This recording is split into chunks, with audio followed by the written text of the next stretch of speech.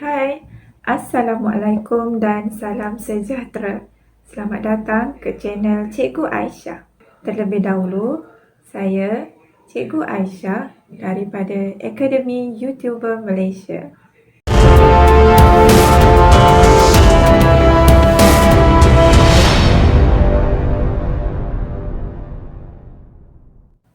Berjumpa lagi kita dalam mata pelajaran matematik tingkatan 2.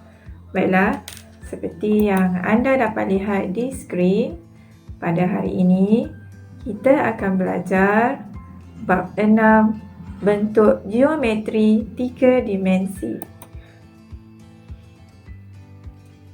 Standard kandungan ialah 6.1.1 iaitu bentuk 3 dimensi. Standard pembelajaran membandingkan, membezakan dan mengklasifikasikan bentuk 3 dimensi termasuk prisma, piramid, silinder, kon dan sfera. Dan seterusnya menghuraikan sifat geometri bagi prisma, piramid, silinder, kon dan juga sfera. Baiklah, cikgu teruskan dengan bentuk geometri yang pertama. Prisma. Seperti yang murid-murid dapat lihat di sisi cikgu, terdapat 3 jenis prisma.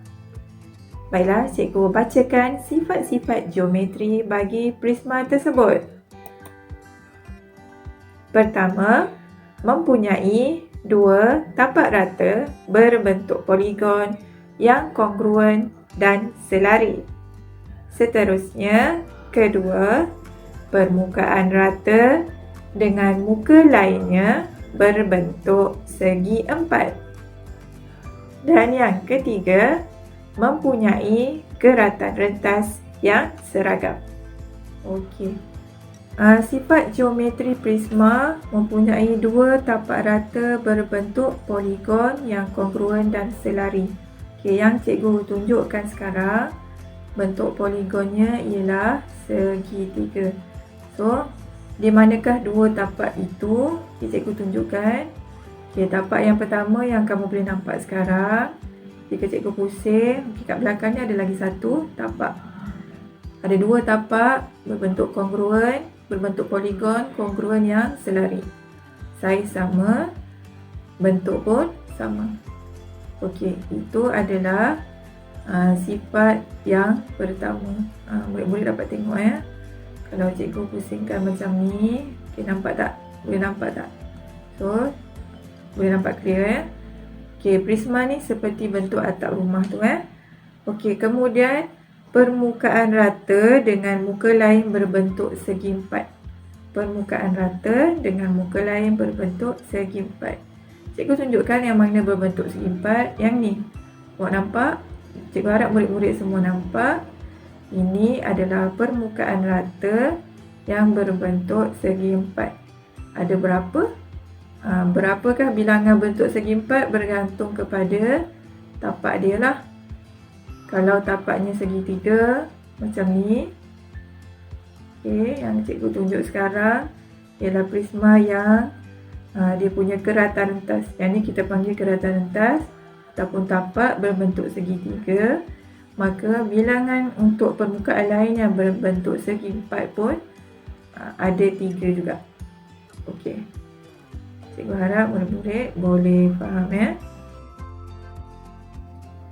Seterusnya, bentuk geometri yang kedua ialah piramid. Murid-murid dapat saksikan dengan jelas di sisi cikgu jenis-jenis piramid yang telah digunakan. Cikgu bacakan sifat geometri bagi piramid tersebut. Terdapat 2 sifat geometri. Yang pertama, mempunyai 1 tapak rata berbentuk poligon.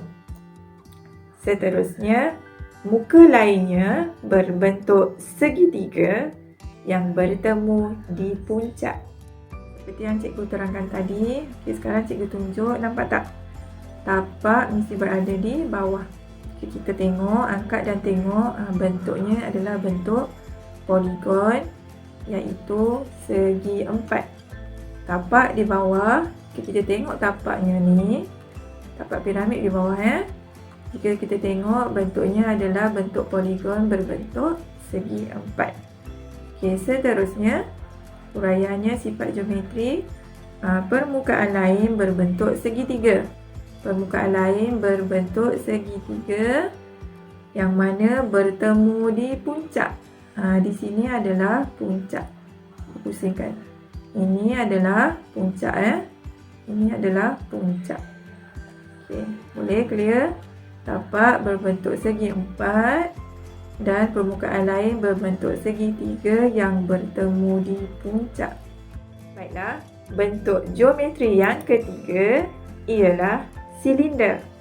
Murid-murid dapat saksikan di sisi cikgu contoh silinder. Sifat geometri bagi silinder ialah dua tapak rata berbentuk bulatan yang kongruen dan juga selari. Dan silinder mempunyai satu permukaan sisi melengkung yang mencantumkan kedua-dua tapak tersebut.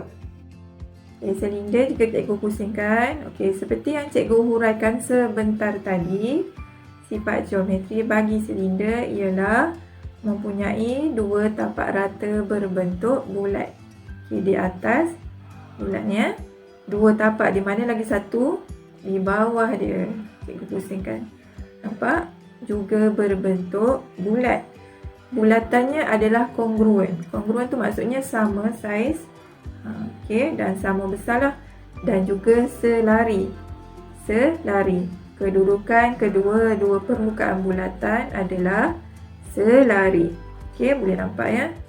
Dan seterusnya, permukaan melengkung. Kalau kita tengok, cikgu tunjuk. Awak nampak? Nampak tak permukaan melengkung? Terdapat satu permukaan melengkung yang mencantumkan bulatan di atas dan di bawah.